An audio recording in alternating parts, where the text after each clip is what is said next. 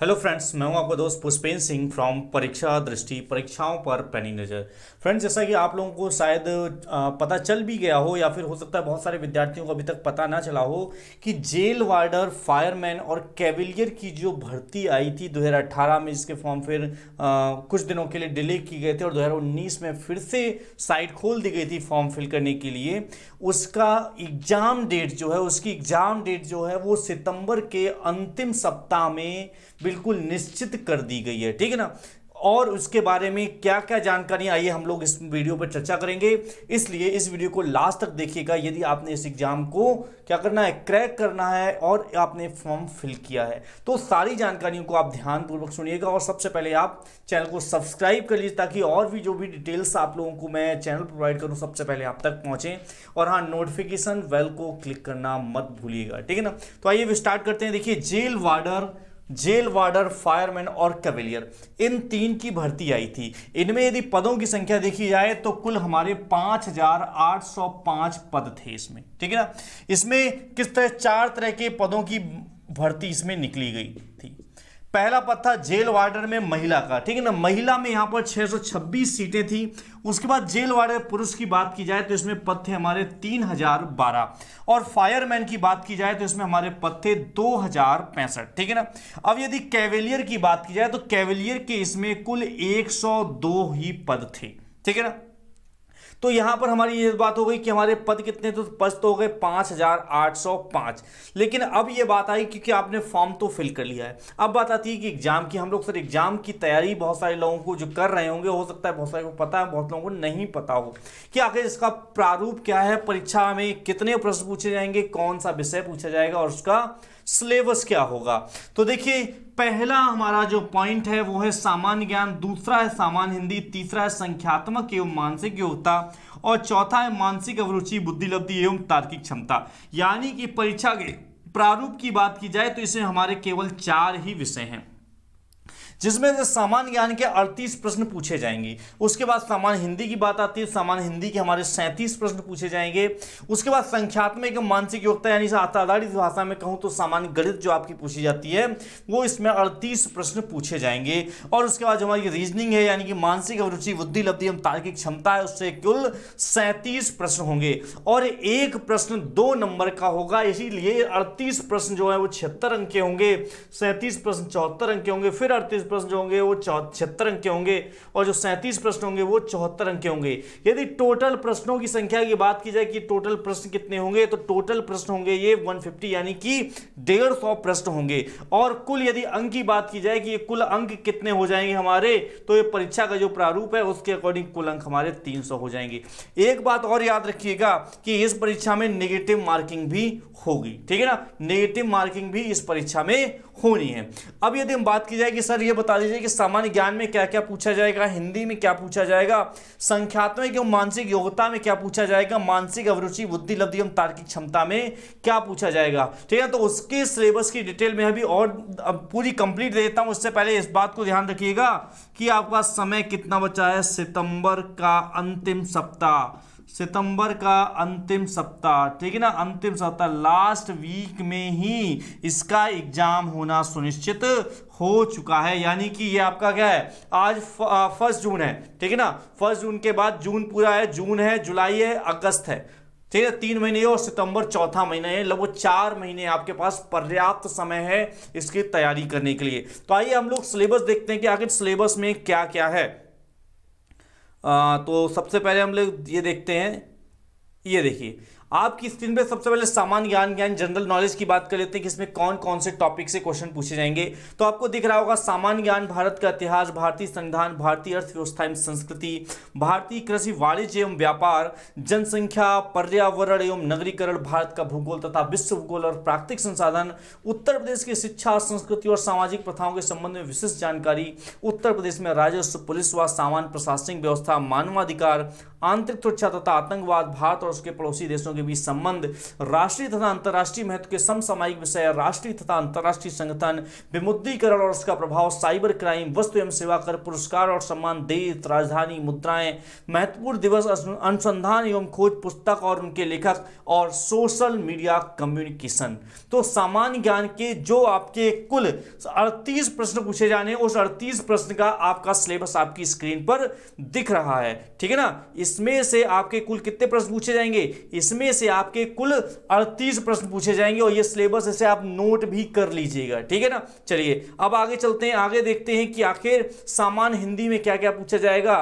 तो हिंदी और अन्य भारतीय भाषाएं, हिंदी व्याकरण का मौलिक ज्ञान, जिसमें हिंदी वर्णमाला, तद्भव, तत्सम, पर्यायवाची, विलोम, अनेकार्थक, वाक्यांशों के स्थान पर एक शब्द, समरूपी, भिन्नार्थक शब्द, अशुद्ध वाक्यों को शुद्ध करना, लिंग, वचन, कारक, सर्वनाम, विशेषण, क्रिया, काल, वाच्य, अव्यय, उपसर्ग, प्रत्यय, संधि, समास, विराम चिन्ह, मुहावरे, लोकोक्तियां, रस, छंद, अलंकार आदि ये आपके होंगे। साथ में अपठित बोध गद्यांश होगा, प्रसिद्ध कवि लेखक एवं उनके प्रसिद्ध रचनाओं से भी प्रश्न पूछे जाएंगे, और हिंदी भाषा के जो पुरस्कार हैं, और साथ में विविध भी लगा दिया है।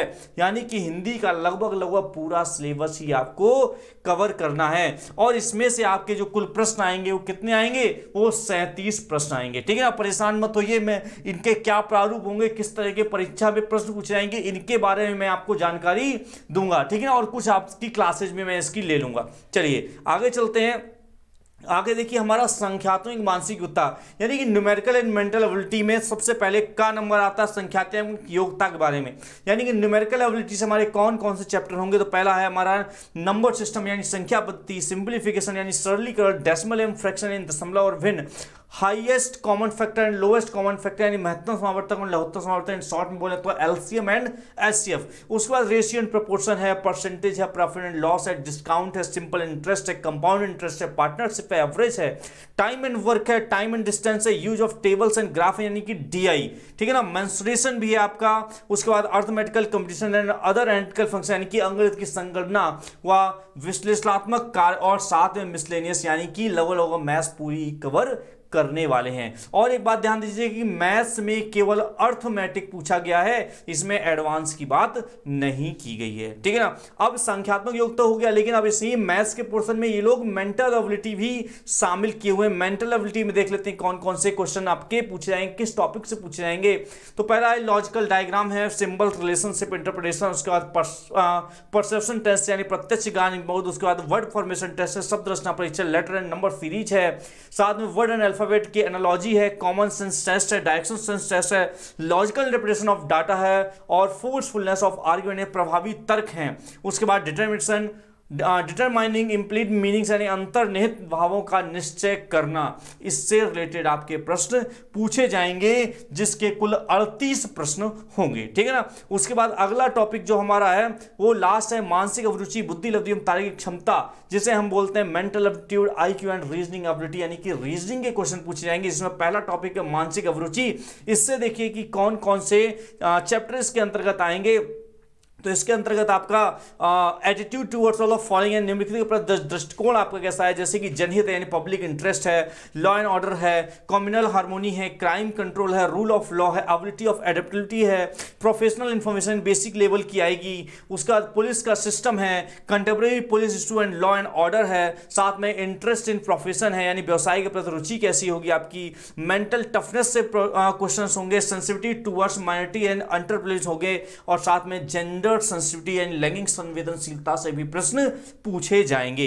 उसके इसके बाद हम देखते हैं बुद्धि लब्धि एवं तार्किक क्षमता के बारे में। तो बुद्धि लब्धि से होंगे आपके रिलेशनशिप एंड एनालॉजी टेस्ट, साथ में spotting out of the discrimination, असमान को चिन्हित करना, उसके बाद सीरीज कंप्लीशन टेस्ट, श्रृंखला पूरी करने का परीक्षण, कोडिंग एंड डिकोडिंग होगा, डायरेक्शन सेंस टेस्ट होगा, ब्लड रिलेशन होगा, प्रॉब्लम बेस्ड ऑन अल्फाबेट है, टाइम सीक्वेंस टेस्ट है, Venn diagram and chart type test है, उसके बाद मैथमेटिकल एबिलिटी है यानी कि गणितीय योग्यता परीक्षण, और इसमें साथ में अरेंजिंग इन ऑर्डर यानी कि क्रम में व्यवस्थित करना भी इसी में शामिल है। उसके बाद इसका लास्ट टॉपिक बचता है तार्किक क्षमता यानी रीजनिंग एबिलिटी के अंदर कौन कौन से चैप्टर शामिल होने वाले हैं।